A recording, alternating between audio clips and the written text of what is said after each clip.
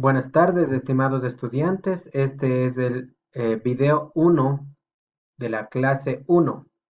Lo he dividido en dos partes y la intención es poder hacer una reflexión con respecto a la definición de aprendizaje.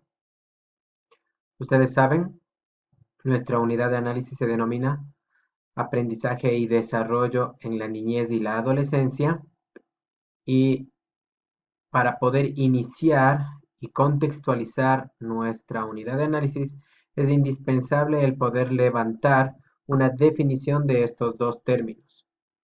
Ustedes ya han tenido en el pasado la unidad de análisis de psicología del aprendizaje, así como bases neurobiológicas del aprendizaje, por lo cual básicamente vamos a hacer una retroalimentación que nos permita refrescar información que seguramente ustedes ya tienen con respecto a la definición de aprendizaje.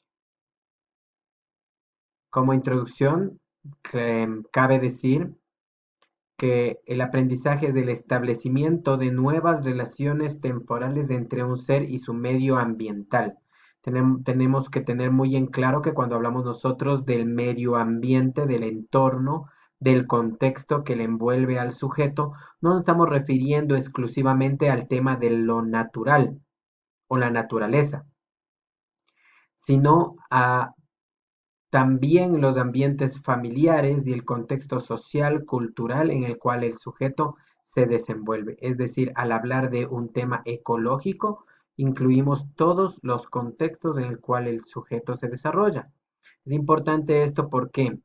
Porque el sujeto responde y tiene determinadas respuestas a los estímulos que percibe de este entorno. Y estas relaciones que se van estableciendo a través de el estímulo y la respuesta con el entorno es lo que se denomina aprendizaje y permite justamente la adaptación para mantener las condiciones compatibles con la vida. Esto nos muestra también la última relación del aprendizaje con los reflejos condicionados, como ustedes han estudiado ya en el conductismo. El condicionamiento es el resultado del trabajo y el manejo entre esta relación estímulo y respuesta. Pero obviamente el aprendizaje va mucho más allá de estas concepciones conductistas elementales, que fueron importantes porque dieron un paso que nos permitan entender la construcción de estas conceptualizaciones como es el aprendizaje. Pero tenemos que tomarnos en cuenta nosotros también que existe un proceso cognitivo que participa entre este estímulo y la respuesta. Y de allí nace un sinfín de elaboraciones complejas que permiten dicha respuesta. El ser humano tiene la disposición de aprender, y esto es importante como un elemento de la introducción, solo aquello a lo cual le encuentra sentido o lógica. Por eso es tan difícil el establecer aprendizajes que el sujeto considera que no son valiosos, útiles, significativos o funcionales en alguna medida. Por lo tanto, es trabajo del psicopedagogo y es trabajo de los educadores el lograr establecer que estas relaciones que genera a nivel cognitivo y que se evidencian a nivel comportamental o conductual tengan un sentido y una funcionalidad para el sujeto que aprende. De lo contrario, estamos hablando solamente de la transmisión de información, de la recepción de información, pero no de un verdadero aprendizaje. Encuadrado en todos estos elementos, tenemos que manejar entonces que la definición de aprendizaje se puede entender como el cambio relativamente permanente del comportamiento de una persona generado a través de la experiencia. En esta definición encontramos tres elementos, entonces, muy importantes. La palabra cambio, que creemos es clave. El tema que es relativamente permanente, es decir, la duración que tiene que tener este aprendizaje y que se genera a través de la experiencia. Entonces, si no hay cambio, no hay aprendizaje. Si no es duradero, no hay un verdadero aprendizaje. Y si no se adquiere a través de la experiencia, referido esto no necesariamente a alguna experiencia de tipo práctico o vivencial, sino también puede ser instruccional. A lo que se refiere es a la necesidad de que el sujeto que aprende tenga una recepción personal y e individual a través de sus sentidos de la información, los datos, los estímulos que le están viniendo desde el entorno.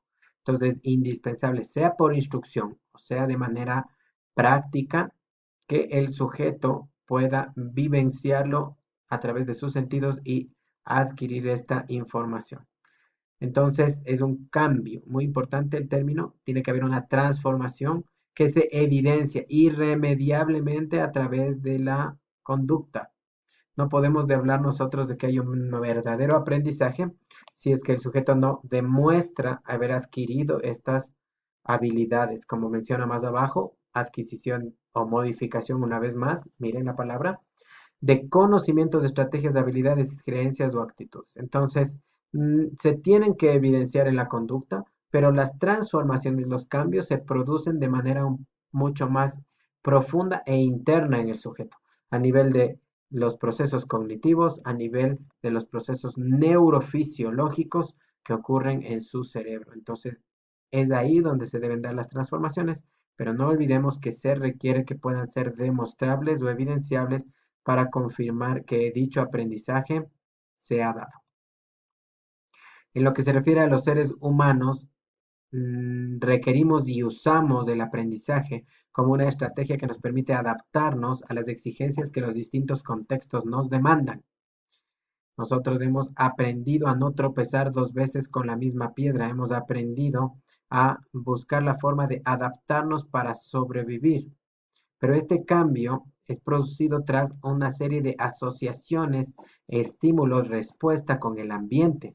La especie humana ha logrado hasta cierto punto poder independizarse de su contexto ecológico e incluso modificarlo. Somos la especie que más se adapta en todos los contextos y ambientes.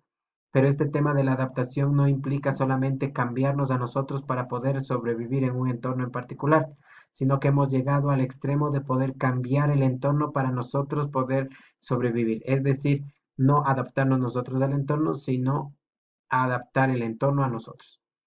Esto es tal que evidencia sin duda este proceso de aprendizaje. Los contextos distintos nos demandan a nosotros distintos niveles de exigencia y la respuesta que damos nosotros después de un proceso cognitivo nos permite a nosotros mm, sobrevivir y adaptarnos en esos contextos. Y ahí se evidencia de manera increíblemente práctica y eficaz el aprendizaje. Inicios del aprendizaje. Es importante recordar que el aprendizaje es innato en el ser humano y viene desde nuestra primera infancia y los primeros pasos que estamos dando, los momentos del neonato e incluso en el prenatal, de manera espontánea y natural en nosotros. Esto es tanto en el individuo como en el colectivo, es decir, el ser humano como especie también tiene de manera natural y espontánea este primer proceso de aprendizaje. Progresivamente, tanto a nivel ontológico en el desarrollo individual como a nivel filogenético en el desarrollo de la especie y de nuestra civilización humana, hemos podido pasar de un aprendizaje espontáneo a un aprendizaje intencionado, a un aprendizaje escolarizado, a un aprendizaje mucho más voluntario. El ser humano irremediablemente a lo largo de su ciclo de vida aprende, de lo quiera o no, estamos permanentemente aprendiendo y si es así, tenemos que decir que estamos permanentemente cambiando. Pero llega determinados momentos en el desarrollo mm, que el niño requiere de un proceso de aprendizaje intencionado, como llamaba Vygotsky, necesita de un proceso de mediación y un mediador para poder adquirir conocimientos que por aprendizaje espontáneo se le harían demasiado difíciles o casi imposibles. Imaginemos que cada uno de nosotros tendríamos que por experiencia volver a desarrollar el conocimiento del fuego, el conocimiento de la rueda. Esto sería incompatible con las posibilidades de el desarrollo social y la civilización y progreso. Por eso es que es tan importante el aprendizaje intencionado, en donde a nivel de especie, a nivel de comunidad, a nivel del colectivo, se ha dado siempre que diferentes sujetos han tomado el rol de docentes, quienes han permitido la transmisión del conocimiento y la información que han tenido hasta ese momento a la siguiente generación, para que la siguiente generación pueda perfeccionarla y continuar con el desarrollo y progreso. De esta misma manera, los hermanos, padres, familiares, docentes se convierten en mediadores y em, profesores de los niños en distintos momentos de su desarrollo, permitiéndoles a ellos adquirir un conocimiento que no implica el pasar por experiencia propia, sino la transmisión del mismo a través de esta mediación.